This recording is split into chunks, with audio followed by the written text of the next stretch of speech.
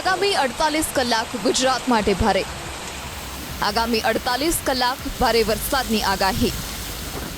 દક્ષિણ ગુજરાતમાં મેઘરાજા બોલાવી શકે છે બે ધનાધન. આગામી 48 કલાક થંડરસ્ટોર્મની હવામાન વિભાગે આગાહી કરી છે. થંડરસ્ટોર્મને લઈ રાજ્યમાં ભારે વરસાદ વરસી શકે છે. હવામાન વિભાગ મુજબ આગામી 7 દિવસ રાજ્યમાં હળવાથી મધ્યમ વરસાદી ઝાપટા થઈ શકે છે. જો કે આગામી 48 કલાક રાજ્યમાં પવનની ગતિ 30 થી 40 કિલોમીટર પ્રતિ કલાકની રહેશે.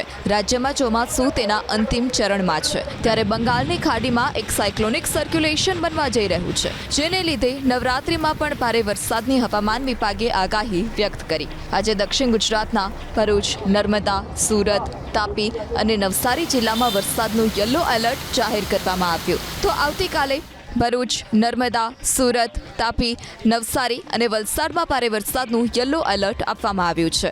આ સાથે જ સંઘ પ્રદેશ, દમણ અને દાદરાનગર હવેલીમાં પણ ભારે વરસાદની આગાહીને પગલે યલો એલર્ટ જાહેર કરવામાં આવ્યું. આ તરફ અમદાવાદ સહિત રાજ્યના અન્ય જિલ્લામાં પણ સામાન્યથી મધ્યમ વરસાદની હવામાન વિભાગે આગાહી કરી છે.